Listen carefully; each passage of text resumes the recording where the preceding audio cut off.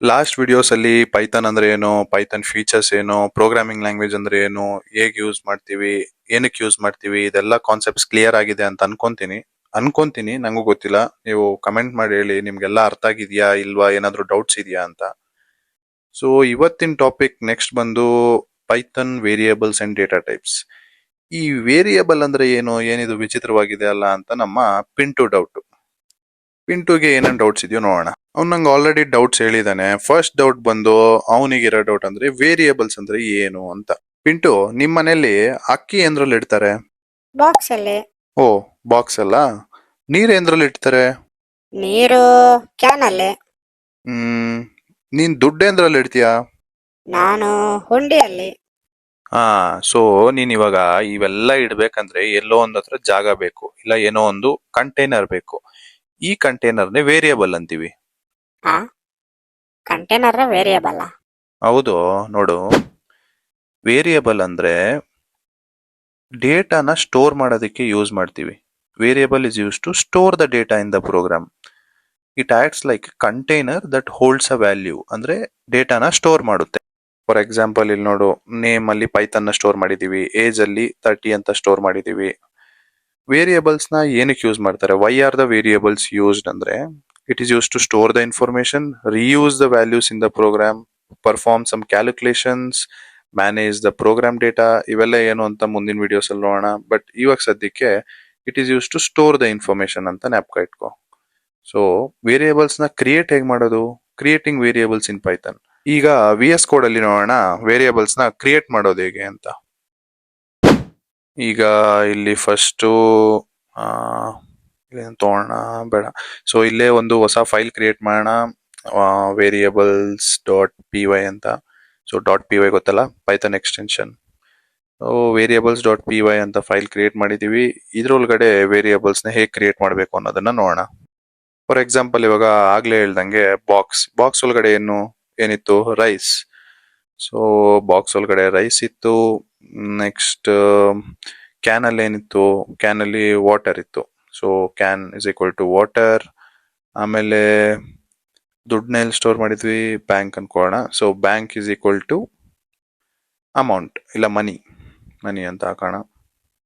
So ಈ ತರ rice ನ ಬಾಕ್ಸ್ ಒಳಗಡೆ ಸ್ಟೋರ್ ಮಾಡಿದೀವಿ, ವಾಟರ್ ನ ಕ್ಯಾನ್ ಒಳಗಡೆ ಸ್ಟೋರ್ ಮಾಡಿದೀವಿ, ಮನಿನ ಬ್ಯಾಂಕ್ ಅನ್ನೋ ವೇರಿಯೇಬಲ್ ಅಲ್ಲಿ ಸ್ಟೋರ್ ಮಾಡಿದೀವಿ. ಈ ಬಾಕ್ಸ್, ಕ್ಯಾನ್, ಬ್ಯಾಂಕ್ ಅನ್ನೋದೇ ವೇರಿಯೇಬಲ್ಸ್. ಅದರಲ್ಲಿ ಸ್ಟೋರ್ ಮಾಡಿರೋದು ರೈಸ್, ವಾಟರ್, ಮನಿ. ಓಕೆನಾ? ನೆಕ್ಸ್ಟ್ ಇವಾಗ ಬರೀ ಆ ತರದ್ ಮಾತ್ರನೇ ಸ್ಟೋರ್ ಮಾಡ್ಬೇಕಾ? ಟೆಕ್ಸ್ಟ್ ಫಾರ್ಮ್ಯಾಟ್ ಅಲ್ಲೇ ಸ್ಟೋರ್ ಮಾಡ್ಬೇಕಾ ಅಂದ್ರೆ, ಇಲ್ಲ ನಾನು ಒಂದು ಸರ್ಟೆನ್ ಅಮೌಂಟ್ ನ ಸ್ಟೋರ್ ಮಾಡಬೇಕು ಅಮೌಂಟ್ ಅನ್ನೋ ವೇರಿಯೇಬಲ್ ಅಲ್ಲಿ ಅಂದ್ರೆ, ಸೊ ನಂಬರ್ಸ್ ಹಾಕ್ಬೋದು. ಅಮೌಂಟ್ ಇಸ್ ಈಕ್ವಲ್ ಟು 1000 ಅಂತ. ಈ ನಂಬರ್ಸ್ ಹೇಗೆ ಹಾಕ್ಬೇಕು ಅಂತ ನೋಡೋಣ. ಇವಾಗ ಜಸ್ಟ್ ನೀವು ಒಂದು 50 lakhs 50.5 lakhs ಪಾಯಿಂಟ್ಸ್ ಅಲ್ಲಿ ಅಂದ್ರೆ ಡೆಸಿಮಲ್ ಪ್ಲೇಸಸ್ ಇಟ್ಕೊಂಡು ಸ್ಟೋರ್ ಮಾಡಬೇಕು ಅನ್ಕೊಂಡ್ರೆ, ಫಾರ್ ಎಕ್ಸಾಂಪಲ್ ಅಮೌಂಟ್ 1 ಅಂತ ಹಾಕೋಣ. Amount 1 is equal to 50.5. So ಇಲ್ಲಿ ನೋಡಿದ್ರೆ ನೀವು ಪಾಯಿಂಟ್ಸ್ ಅಲ್ಲಿ ಸ್ಟೋರ್ ಮಾಡಿದೀರಾ, ಡೆಸಿಮಲ್ ಪಾಯಿಂಟ್ಸ್ ಅಲ್ಲಿ. ಸೊ ಈ ತರ ಬೇರೆ ಬೇರೆ ಡೇಟಾನ ಸ್ಟೋರ್ ಮಾಡ್ಬೋದು. ಇನ್ನೊಂದ್ ತರದ್ದು ಏನಂದ್ರೆ, ಇವಾಗ ಟ್ರೂ ಇಲ್ಲ ಫಾಲ್ಸ್ ಅಂತ ಸ್ಟೋರ್ ಮಾಡ್ಬೇಕು ಅನ್ಕೊಳ್ಳಿ. ಟ್ರೂ ಇಲ್ಲ ಫಾಲ್ಸ್. ಇವಾಗ ಈ ಟ್ರೂ ಇಲ್ಲ ಫಾಲ್ಸ್ ಯಾವ ತರ ಸಿಚುವೇಶನ್ಸ್ ಅಲ್ಲಿ ಯೂಸ್ ಮಾಡಬಹುದು ಅಂತ ಮುಂದೆ ವಿಡಿಯೋಸ್ ಅಲ್ಲಿ ನೋಡೋಣ. ಬಟ್ ಸ್ಟೋರ್ ಮಾಡ್ಬೇಕಂದ್ರೆ ಈ ತರ ಯಾವ್ದೋ ಒಂದು ವೇರಿಯೇಬಲ್ ನೇಮ್ ಕೊಟ್ಟು ಅದರಲ್ಲಿ ಟ್ರೂನಾ ಇಲ್ಲ ಫಾಲ್ಸಾ ಇಲ್ಲ ಟೆಕ್ಸ್ಟಾ ಇಲ್ಲ ಇಂಟೀಜರಾ ನಂಬರಾ ಆ ತರ ಏನ್ ಬೇಕೋ ಸ್ಟೋರ್ ಮಾಡ್ಕೊಬಹುದು. ಸೊ ಅದಕ್ಕೆ it is use to store the values and assign a value. So ಇವಾಗ ಈ ಬ್ಯಾಂಕ್ ಅನ್ನೋದಕ್ಕೆ ಈ ಮನಿ ಅನ್ನೋ ಡೇಟಾನ ಸ್ಟೋರ್ ಮಾಡಿದೀವಿ. ಆ ತರ ಸ್ಟೋರ್ ಮಾಡೋದಕ್ಕೆ ಈ ಇಸ್ ಈಕ್ವಲ್ ಟು ಅನ್ನೋ ಸಿಂಬಲ್ ಯೂಸ್ ಮಾಡ್ತೀವಿ. ಸೊ ಇದು ಒಂದು ಅಸೈನ್ಮೆಂಟ್ ಆಪರೇಟರ್. ಈ ಮುಂದಿನ ವಿಡಿಯೋಸ್ ಅಲ್ಲಿ ಆಪರೇಟರ್ಸ್ ಅಂದ್ರೆ ಏನು, ಯಾವ ತರ ಡಿಫ್ರೆಂಟ್ ಆಪರೇಟರ್ಸ್ ಇದೆ ಅಂತ ನೋಡೋಣ. ಬಟ್ ಇವಾಗ ಈ ಬ್ಯಾಂಕ್ ಗೆ ಮನಿ ಅನ್ನೋದು ಹಾಕ್ಬೇಕಂದ್ರೆ ಈ is equal to assignment operator ಆಗಿ ಯೂಸ್ ಮಾಡ್ಕೊಂಡು ಸ್ಟೋರ್ ಮಾಡ್ತೀವಿ. ಸೊ ಅದೇ ತರ ಯಾವ್ದಾದ್ರು ವೇರಿಯೇಬಲ್ ಗೆ ಡೇಟಾನ ಸ್ಟೋರ್ ಮಾಡ್ಬೇಕಂದ್ರೆ ಆ ತರ ಇಸ್ ಈಕ್ವಲ್ ಟು ಹಾಕಿ ಸ್ಟೋರ್ ಮಾಡ್ತೀವಿ. ಈಗ ರೈಸ್ ಇಲ್ಲ 1000 ಇಲ್ಲ ಟ್ರೂ ಇಲ್ಲ ಫಾಲ್ಸ್ ಈ ತರ ಯಾವ್ದನ್ನ ಸ್ಟೋರ್ ಮಾಡ್ಬೇಕಂದ್ರು ಇಸ್ ಈಕ್ವಲ್ ಟು ಹಾಕಿ ಆ ವೇರಿಯೇಬಲ್ ಅಲ್ಲಿ ನಮ್ಗೆ ಯಾವ್ದು ಬೇಕೋ ಆ ವೇರಿಯೇಬಲ್ ಹಾಕೊಂಡು ಅಲ್ಲಿ ಡೇಟಾನ ಸ್ಟೋರ್ ಮಾಡ್ಕೊಂತೀವಿ. ಸೊ ಇದೇ ಬೇರೆ ಲ್ಯಾಂಗ್ವೇಜಸ್ ಅಲ್ಲಿನೂ ಮಾಡ್ತಾರೆ. ಬೇರೆ ಲ್ಯಾಂಗ್ವೇಜಸ್ ಇವಾಗ ಜಾವಾ ಅಲ್ಲೆಲ್ಲ ಹೆಂಗಂದ್ರೆ, ಈಗ ಅಮೌಂಟ್ ನ ಸ್ಟೋರ್ ಮಾಡ್ಬೇಕಂದ್ರೆ int amount is equal to 1000 ಅಂತ ಹಾಕ್ಬೇಕು. ಅಂದ್ರೆ ಅದು ನಂಬರ್ ಅಂತ ಮೊದಲೇ ಡಿಫೈನ್ ಮಾಡಬೇಕು. INT ಅಂದ್ರೆ ಇಂಟಿಜರ್. ಸೊ ಇಲ್ಲಿ ಈ ಅಮೌಂಟ್ ಅನ್ನೋ ವೇರಿಯೇಬಲ್ ಅಲ್ಲಿ ನಂಬರ್ಸ್ ಹಾಕ್ತಾ ಇದೀನಿ ಅಂತ ಮೊದಲೇ ಹಾಕ್ಬೇಕು. ಇವಾಗ ಟ್ರೂ ಆರ್ ಫಾಲ್ಸ್ ಹಾಕ್ಬೇಕಂದ್ರೆ bool answer 1 is equal to true ಅಂತ ಮೊದಲೇ ಬೂಲಿಯನ್ ಅಂತ ಸ್ಪೆಸಿಫೈ ಮಾಡಬೇಕು ಬೇರೆ ಲ್ಯಾಂಗ್ವೇಜಸ್ ಅಲ್ಲಿ. ಬಟ್ ಪೈಥಾನ್ ಅಲ್ಲಿ ಹಂಗಲ್ಲ. ಪೈಥಾನ್ ಅಲ್ಲಿ ಜಸ್ಟ್ ನೀವು ಹಾಕಿದ್ರೆ ಪೈಥಾನ್ಗೆ ಗೊತ್ತಾಗುತ್ತೆ ಇಂಟೀಜರ್ ಬೂಲಿಯನ್ ಸ್ಟ್ರಿಂಗ್ ಅಂತ. ಅದಕ್ಕೆ ಲಾಸ್ಟ್ ವಿಡಿಯೋಸ್ ಅಲ್ಲಿ ಹೇಳ್ದಂಗೆ ಇದು ಡೈನಾಮಿಕಲಿ ಟೈಪ್ ಲ್ಯಾಂಗ್ವೇಜ್ ಅಂತೀವಿ. ನೆಕ್ಸ್ಟ್ ವೇರಿಯೇಬಲ್ಸ್ ನೇನೋ ಕ್ರಿಯೇಟ್ ಮಾಡಿದ್ವಿ. ಸೊ ಈ ವೇರಿಯೇಬಲ್ಸ್ ಅಲ್ಲಿರೋ ಡೇಟಾನ ಪ್ರಿಂಟ್ ಮಾಡೋದು ಹೇಗೆ?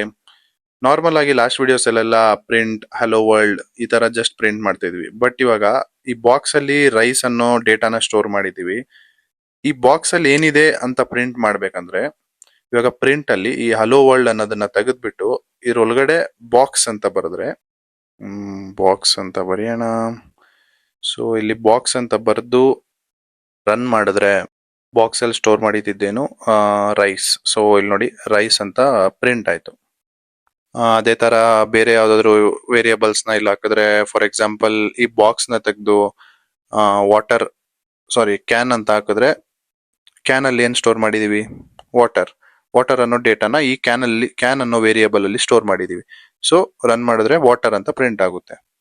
ಸೊ ಆ ತರ ನೀವು ವೇರಿಯೇಬಲ್ಸ್ ಅಲ್ಲಿರೋ ಡೇಟಾನ ಪ್ರಿಂಟ್ ಮಾಡ್ಬೋದು. ಇನ್ನೊಂದೇನಂದ್ರೆ ಎಲ್ಲಾ ವೇರಿಯೇಬಲ್ಸ್ ಒಂದೇ ಸರಿನೂ ಪ್ರಿಂಟ್ ಮಾಡೋದು. ಫಾರ್ ಎಕ್ಸಾಂಪಲ್ ಇಲ್ಲಿ ನೋಡಿ ಬಾಕ್ಸ್, ಕ್ಯಾನ್, ಬ್ಯಾಂಕ್ ಅಂತ 3 ವೇರಿಯೇಬಲ್ಸ್ ಒಂದೇ ಸರಿ ಕೊಟ್ರೆ ಆ 3 ವೇರಿಯೇಬಲ್ಸ್ ಅಲ್ಲಿ ಏನೇನ್ ಡೇಟಾ ಇದೆ ಅನ್ನೋದನ್ನ ಪ್ರಿಂಟ್ ಮಾಡ್ಬೋದು. ಪ್ರಿಂಟ್ ಬಾಕ್ಸ್ ಕ್ಯಾನ್ ಬ್ಯಾಂಕ್ ಅಂತ ಹಾಕಿದ್ರೆ ನೋಡಿ ಔಟ್ಪುಟ್ ಬಂದು ರೈಸ್, ವಾಟರ್, ಮನಿ. ಸೊ ಈ 3 ಪ್ರಿಂಟ್ ಆಗುತ್ತೆ. ಸೊ ಇಷ್ಟೇ ಸಿಂಪಲ್. ನೆಕ್ಸ್ಟ್ ಬಂದು ವೇರಿಯೇಬಲ್ ನೇಮಿಂಗ್ ರೂಲ್ಸ್. ಸೊ ಈ ವೇರಿಯೇಬಲ್ಸ್ ನ ನೀವು ಹೆಂಗಂದ್ರಂಗೆ ಕ್ರಿಯೇಟ್ ಮಾಡಕ್ಕಾಗಲ್ಲ. ನಿಮ್ಗೆ ಇಷ್ಟ ಬಂದಿದ್ನೆಲ್ಲ ಹಾಕಕ್ಕಾಗಲ್ಲ. ಬಟ್ ಅದಕ್ಕೂ ಸ್ವಲ್ಪ ಸ್ಪೆಸಿಫಿಕ್ ರೂಲ್ಸ್ ಇದೆ. ಅದನ್ನ ವೇರಿಯೇಬಲ್ಸ್ ನ ಹೆಂಗ್ ಕ್ರಿಯೇಟ್ ಮಾಡಬೇಕು, ಏನ್ ಮಾಡಬೇಕು ಅಂತ. ಫಾರ್ ಎಕ್ಸಾಂಪಲ್ ಇದನ್ನೆಲ್ಲ VS ಕೋಡ್ಗೆ ಕಾಪಿ ಮಾಡ್ಕೊತೀನಿ. ಇದನ್ನೆಲ್ಲ ಇಲ್ಲಿ ಕಾಪಿ ಮಾಡ್ಕೊಳ್ಳೋಣ. ಹಾಗೆ ಇದನ್ನ ಕಮೆಂಟ್ ಮಾಡೋಣ. ಲಾಸ್ಟ್ ವಿಡಿಯೋಲಿ ಹೇಳಿದಾಗೆ ಕಮೆಂಟ್ ಹೇಗೆ ಮಾಡಬೇಕು ಅಂದ್ರೆ Ctrl// ಮಾಡಿದ್ರೆ ಇದೆಲ್ಲ ಕಮೆಂಟ್ ಆಗುತ್ತೆ. ಸೊ ಇದು ನೋಡಿ ಕಮೆಂಟ್ ಆಯ್ತು. ಈಗ ಇದಕ್ಕೆ ಪ್ರೋಗ್ರಾಮಿಂಗ್ ಇಲ್ಲಿ ಕೆಳಗಡೆ ಬರೆಯೋ ಕೋಡ್ಗೆ ಏನು ಸಂಬಂಧ ಇರಲ್ಲ. ಫಸ್ಟ್ ಏನಂದ್ರೆ variable names must start with a letter or underscore. ಅಂದ್ರೆ ನೀವು ಬರೆಯೋ ವೇರಿಯೇಬಲ್ ಹೆಸರೇನಿರುತ್ತೆ, ಫಾರ್ ಎಕ್ಸಾಂಪಲ್ ಬಾಕ್ಸ್ ಅಂತ ಬರ್ತಿದ್ರಿ ಆಗ್ಲೇ.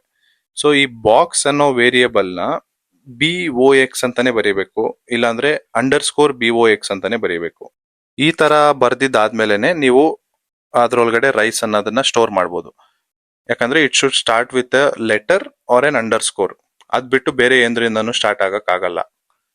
ಸೆಕೆಂಡ್ ನೋಡಿ ಏನಂತಿದೆ, variables cannot start with a number. ಅಂದ್ರೆ ಅಂಡರ್ಸ್ಕೋರ್ ಹಾಕ್ಬೋದು, ಇಲ್ಲ ಲೆಟರ್ ಹಾಕ್ಬೋದು. ಫಾರ್ ಎಕ್ಸಾಂಪಲ್ ನೀವು ಈ ಅಂಡರ್ಸ್ಕೋರ್ ನ ತೆಗೆದ್ಬಿಟ್ಟು ಇಲ್ಲಿದೆ ಬಾಕ್ಸ್ ಮುಂಚೆ ನೋಡಿ ಇಲ್ಲಿ ಒಂದು ಅಂಡರ್ಸ್ಕೋರ್ ಇದೆ. ಸೊ ಈ ಅಂಡರ್ಸ್ಕೋರ್ ನ ತೆಗೆದ್ಬಿಟ್ಟು ನೀವು ಒಂದು ನಂಬರ್ ಹಾಕಿದ್ರ. ಫಾರ್ ಎಕ್ಸಾಂಪಲ್ ಇಲ್ಲಿ 9 ಅಂತ ಹಾಕಿದೀನಿ ನೋಡಿ. ಇವಾಗ 9 ಅಂತ ಹಾಕಿದ್ರೆ ಆಲ್ರೆಡಿ VS ಕೋಡ್ ಅದಕ್ಕೆ ಒಂದು ಎರರ್ ಕೊಡ್ತಿದೆ.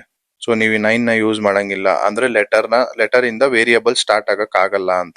ಹಂಗೆ VS ಕೋಡ್ ಸಜೆಷನ್ ಕೊಡ್ತಿದೆ ಈ 9 ಬದಲು ಅಂಡರ್ಸ್ಕೋರ್ ಯೂಸ್ ಮಾಡಿ ಅಂತ. ಸೊ ಅದು ಸೆಕೆಂಡ್ ರೂಲ್. ನೀವು ನಂಬರ್ ಇಂದ ಈ ವೇರಿಯೇಬಲ್ ನ ಸ್ಟಾರ್ಟ್ ಮಾಡೋದಕ್ಕಾಗಲ್ಲ. ನಂಬರ್ ನ ಮಿಡಿಲ್ ಅಲ್ಲಿ ಇಲ್ಲ ಲಾಸ್ಟ್ ಅಲ್ಲಿ ಯೂಸ್ ಮಾಡಬಹುದು, ಬಟ್ ಸ್ಟಾರ್ಟ್ ಮಾಡೋದು ವೇರಿಯೇಬಲ್ ನೇಮ್ ನ ನಂಬರ್ ಇಂದ ಸ್ಟಾರ್ಟ್ ಮಾಡೋದಕ್ಕಾಗಲ್ಲ. ನೀವು ಇದನ್ನ ರನ್ ಮಾಡಿ ನೋಡಿದ್ರು ಎರರ್ ನೋಡಿ, ಇನ್ವ್ಯಾಲಿಡ್ ಡೆಸಿಮಲ್ ಲಿಟ್ರಲ್. ಅಂದ್ರೆ ನೀವು ಇಲ್ಲಿ ನಂಬರ್ ಇಂದ ಸ್ಟಾರ್ಟ್ ಮಾಡಿದೀರಾ. ಸೊ ಇದು ಸೆಕೆಂಡ್ ರೂಲ್. ಥರ್ಡ್ ರೂಲ್ ಬಂದು variables can contain letters, numbers or underscore. ಅಂದ್ರೆ ವೇರಿಯೇಬಲ್ಸ್ ಅಲ್ಲಿ ನಂಬರ್ಸ್ ಇರ್ಬೋದು, ಲೆಟರ್ಸ್ ಇರ್ಬೋದು, ಅಂಡರ್ಸ್ಕೋರ್ಸ್ ಇರ್ಬೋದು. ಬಟ್ ಲೆಟರ್ಸ್ ನಂಬರ್ಸ್ ಇಂದ ಸ್ಟಾರ್ಟ್ ಆಗಕ್ಕಾಗಲ್ಲ, ಬಟ್ ಲೆಟರ್ಸ್ ಮಿಡಿಲ್ ಅಲ್ಲಿ ಇರ್ಬೋದು. ಇಲ್ಲಿ ನೋಡಿ ಆಲ್ರೆಡಿ ಮಿಡಿಲ್ ಅಲ್ಲಿ ಇದೆ. ಇದನ್ನ ಹಾಕಿ ರನ್ ಮಾಡಿದ್ರೆ ಪ್ರಿಂಟ್ ಆಗ್ತಿದೆ ರೈಸ್ ಅಂತ. ಸೊ ಇದು ಬಂದು third rule. Next fourth rule ಬಂದು variables cannot use Python reserved keywords. ಈ ಪೈಥಾನ್ ರಿಸರ್ವ್ಡ್ ಕೀವರ್ಡ್ಸ್ ಅಂದ್ರೆ ಏನು ಅಂದ್ರೆ ಪೈಥಾನ್ ಅಲ್ಲಿ ಆಲ್ರೆಡಿ ಮುಂಚೆನೆ ಕೀವರ್ಡ್ಸ್ ನ ರಿಸರ್ವ್ ಮಾಡಿಟ್ಟಿರ್ತಾರೆ. ಅಂದ್ರೆ ಈ ವರ್ಡ್ಸ್ ನ ನೀವು ವೇರಿಯೇಬಲ್ಸ್ ಆಗಿ ಯೂಸ್ ಮಾಡಕ್ಕಾಗಲ್ಲ ಅಂತ. ಫಾರ್ ಎಕ್ಸಾಂಪಲ್ ನೋಡಿ ಇಲ್ಲಿ ಪ್ರಿಂಟ್ ಅನ್ನೋದು ನಿಮ್ಗೆ ಗೊತ್ತು, ಪ್ರಿಂಟ್ ಅನ್ನೋದು ಪ್ರಿಂಟ್ ಮಾಡಕ್ ಯೂಸ್ ಮಾಡ್ತೀವಿ. ಬಟ್ ಇಲ್ಲಿ ನೋಡಿ ಪ್ರಿಂಟ್ ಅಂತ ಆಲ್ರೆಡಿ ಪ್ರಿಂಟ್ ಗೆ ರೈಸ್ ಅಂತ ಅಸೈನ್ ಮಾಡಿದೀನಿ, ಮತ್ತೆ ಪ್ರಿಂಟ್ ಅಂತಾನೆ ಯೂಸ್ ಮಾಡ್ತಿದೀನಿ. ಅದಕ್ಕೆ ಏನ್ ಹೇಳ್ತಿದೆ, ಈ ಆಬ್ಜೆಕ್ಟ್ ಎರರ್ ಅಲ್ಲಿ ಆಬ್ಜೆಕ್ಟ್ ಇಸ್ ನಾಟ್ ಕಾಲೇಬಲ್ ಅಂತ ಹೇಳ್ತಿದೆ. ಅಂದ್ರೆ ಪ್ರಿಂಟ್ ಅನ್ನೋದನ್ನ ಪೈಥಾನ್ ಅವರೇ ಆಲ್ರೆಡಿ ಬೇರೆ ಏನಕ್ಕೋ ಯೂಸ್ ಮಾಡ್ತಿದ್ದಾರೆ, ನೀವು ಅದನ್ನು ಮತ್ತೆ ವೇರಿಯೇಬಲ್ ಆಗಿ ಯೂಸ್ ಮಾಡೋದಕ್ಕಾಗಲ್ಲ ಅಂತ. ಆತರ ತುಂಬಾ ಕೀವರ್ಡ್ಸ್ ಇದೆ, ಅದೇನು ಅಂತ ಮುಂದೆ ನಿಮ್ಗೆ ಮಾಡ್ತಾ ಗೊತ್ತಾಗುತ್ತೆ. ನೆಕ್ಸ್ಟ್ ಬಂದು Python variables are case sensitive. Case sensitive ಅಂದ್ರೆ ಏನು ಅಂದ್ರೆ, ಈಗ ಇಲ್ಲಿ ನೋಡಿದ್ರೆ ಕ್ಯಾಪಿಟಲ್ BOX ಅಂತ, ಅಂದ್ರೆ ಕ್ಯಾಪಿಟಲ್ BOX ಅನ್ನೋ ವೇರಿಯೇಬಲ್ ಅಲ್ಲಿ ರೈಸ್ ಅಂತ ಸೇವ್ ಮಾಡಿದೀವಿ, ಸ್ಮಾಲ್ ಬಾಕ್ಸ್ ಅಲ್ಲಿ ವೀಟ್ ಅಂತ ಸೇವ್ ಮಾಡಿದೀವಿ. ಸೊ ನೀವು ಇವಾಗ ಸ್ಮಾಲ್ BOX ಅಂತ ಪ್ರಿಂಟ್ ಮಾಡಿದ್ರೆ ವೀಟ್ ಅಂತ ಪ್ರಿಂಟ್ ಆಗುತ್ತೆ, ಕ್ಯಾಪಿಟಲ್ BOX ಅಂತ ಪ್ರಿಂಟ್ ಮಾಡಿದ್ರೆ ರೈಸ್ ಅಂತ ಪ್ರಿಂಟ್ ಆಗುತ್ತೆ. ಸೊ ಇದು ವೇರಿಯೇಬಲ್ಸ್ ಬಗ್ಗೆ ಬೇಸಿಕ್ ಅಂಡರ್ಸ್ಟ್ಯಾಂಡಿಂಗ್. ಇನ್ನೊಂದು ಮಿಸ್ ಮಾಡಿದೆ, ವೇರಿಯೇಬಲ್ಸ್ ಅಲ್ಲಿ ಮಿಡಿಲ್ ಅಲ್ಲಿ ಸ್ಪೇಸಸ್ ಹಾಕಕ್ಕಾಗಲ್ಲ. ಸೊ ಅದು ಫೋರ್ತ್ ಪಾಯಿಂಟ್ ಅನ್ಕೊಂತೀನಿ. ಸೊ ವೇರಿಯೇಬಲ್ಸ್ ಅಲ್ಲಿ ಇವಾಗ BOX ಅಂತಾನೆ ಹಾಕ್ಬೇಕು, BO ಸ್ಪೇಸ್ X ಅಂತೆಲ್ಲ ಹಾಕಕ್ಕಾಗಲ್ಲ. ಸೊ ಸೆಂಟರ್ ಮಿಡಿಲ್ ಅಲ್ಲಿ ಎಲ್ಲೂ ಸ್ಪೇಸ್ ಯೂಸ್ ಮಾಡೋದಿಕ್ಕಾಗಲ್ಲ. ವೇರಿಯೇಬಲ್ಸ್ ನ ಹೇಗೆ ಯೂಸ್ ಮಾಡ್ಬೋದು ಅಂತ ಮುಂದಿನ ವಿಡಿಯೋಸ್ ಅಲ್ಲಿ ನೋಡೋಣ. ನೆಕ್ಸ್ಟ್ ಬಂದು ಡೇಟಾ ಟೈಪ್ಸ್. ಈಗ ಈ ಡೇಟಾ ಟೈಪ್ಸ್ ಅಂದ್ರೆ ಏನು?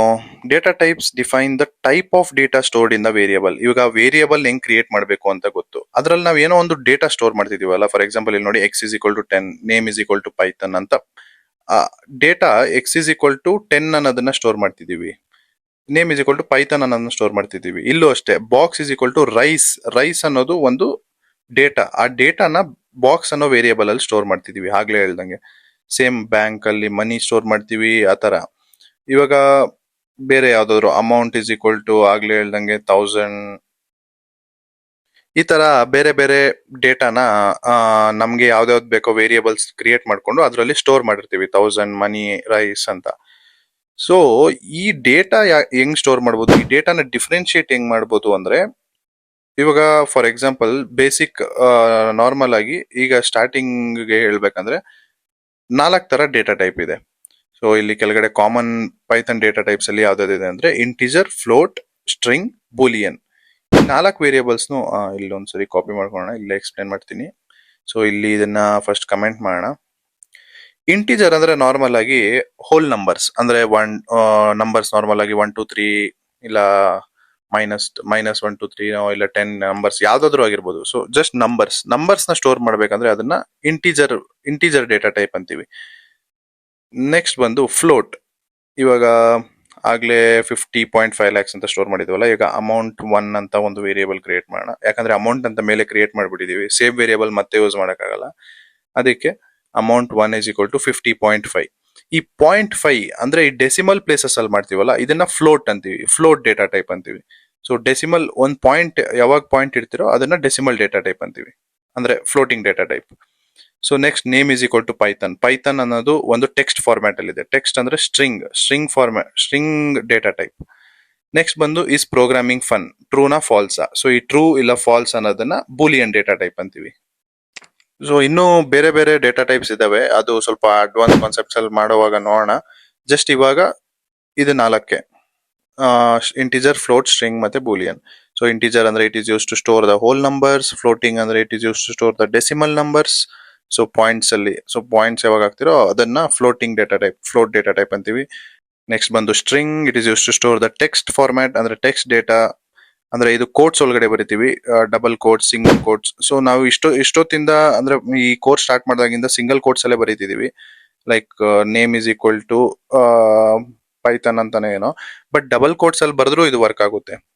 ಸೊ ಇವಾಗ ನೋಡಿ, ಪ್ರಿಂಟ್ ನೇಮ್ = Python ಅನ್ನೋದನ್ನ ಡಬಲ್ ಕೋಟ್ಸ್ ಅಲ್ಲಿ ಕೊಟ್ಟಿದ್ದೀನಿ. ಫಾರ್ ಎಕ್ಸಾಂಪಲ್ ಇಲ್ಲಿ ಫಸ್ಟ್ ಸಿಂಗಲ್ ಕೋಟ್ಸ್ ಅಲ್ಲಿ ಕೊಡೋಣ, ಪ್ರಿಂಟ್ ಹಲೋ ವರ್ಲ್ಡ್ ಅಂತ ಕೊಟ್ಬಿಟ್ಟು ನೀವು ಪ್ರಿಂಟ್ ಮಾಡಿದ್ರೆ, ಇದೇನೋ ಬಂತಲ್ಲ, ಇದನ್ನ ನಿಮ್ಗೆ ಎಕ್ಸ್ಪ್ಲೇನ್ ಮಾಡೋಣ ಅಂತ ಇಲ್ಲಿ ಫಾಲ್ಸ್ ಅಂತ ಹಾಕಿದೆ. ಸೊ ಇದನ್ನ ಜಸ್ಟ್ ಫಾಲ್ಸ್ ಅನ್ನ ರಿಮೂವ್ ಮಾಡಿ ಮತ್ತೆ ರನ್ ಮಾಡೋಣ. Hello world. So single quotes ಅಲ್ಲಿ ಹಾಕಿದ್ರೆ ವರ್ಕ್ ಆಯ್ತು. ಮತ್ತೆ ಡಬಲ್ ಕೋಟ್ಸ್ ಅಲ್ಲಿ ಹಾಕಿದ್ರು ವರ್ಕ್ ಆಗುತ್ತೆ ಅಂತಿದ್ದೀರಲ್ಲ ಬ್ರೋ, ಏನಕ್ಕೆ ಡಬಲ್ ಕೋಟ್ಸ್ ಏನಕ್ಕೆ ಸಿಂಗಲ್ ಕೋಟ್ಸ್ ಇರೋವಾಗ ಅಂತ ನೀವು ಕೇಳಿದ್ರೆ, ಫಾರ್ ಎಕ್ಸಾಂಪಲ್ ಈ ತರ ಬರೆದ್ರೆ ಡಬಲ್ ಕೋಟ್ಸ್ ಒಳಗಡೆ ಮತ್ತೆ ಸಿಂಗಲ್ ಕೋಟ್ಸ್ ಅಲ್ಲಿ ಹಲೋ ವರ್ಲ್ಡ್ ಅಂತ. ಸೊ ನೀವೇನಾದ್ರೂ ಸೆಂಟೆನ್ಸ್ ಬರೆಯುವಾಗ ನಿಮ್ಗೆ ಕನ್ಸೋಲ್ ಅಲ್ಲೇ ಈ ತರ ಸಿಂಗಲ್ ಕೋಟ್ಸ್ ಬರಬೇಕು ಅನ್ನೋ ಸಿಚುವೇಶನ್ ಅಲ್ಲಿ ಈ ಡಬಲ್ ಕೋಟ್ಸ್ ಬೇಕಾಗುತ್ತೆ ಪೈಥಾನ್ ಅಲ್ಲಿ. ಸೊ ಈ ಡಬಲ್ ಕೋಟ್ಸ್ ಯೂಸ್ ಮಾಡ್ಕೊಂಡು ಕನ್ಸೋಲ್ ಅಲ್ಲಿ ಸಿಂಗಲ್ ಕೋಟ್ಸ್ ನ ಪ್ರಿಂಟ್ ಮಾಡಬಹುದು, ಅದಕ್ಕೆ ಈ ಡಬಲ್ ಕೋಟ್ಸ್ ಯೂಸ್ ಆಗುತ್ತೆ. ನೆಕ್ಸ್ಟ್ ಬಂದು ಬೂಲಿಯನ್. ಬೂಲಿಯನ್ ಏನಿಲ್ಲ, ಟ್ರೂ ಆರ್ ಫಾಲ್ಸ್. ಸೊ ಈ ಟ್ರೂ ಆರ್ ಫಾಲ್ಸ್ ನ ಹೇಗೆ ಯೂಸ್ ಮಾಡಬಹುದು ಅಂತ ಮುಂದೆ ಪ್ರೋಗ್ರಾಮಿಂಗ್ ಮಾಡುವಾಗ ನಿಮ್ಗೆ ಗೊತ್ತಾಗುತ್ತೆ. ನೆಕ್ಸ್ಟ್ ಬಂದು checking the data type. So ಈಗ ನೀವೇನೋ ಜಸ್ಟ್ ನೋಡಿ ಇಲ್ಲ ನಾನು ಹೇಳಿದ್ ಕೇಳಿಸ್ಕೊಂಡು ನೀವು ಡೇಟಾ ಟೈಪ್ ಯಾವ್ದು ಅಂತ ಡಿಸೈಡ್ ಆಗ್ತಿದ್ದೀರಾ.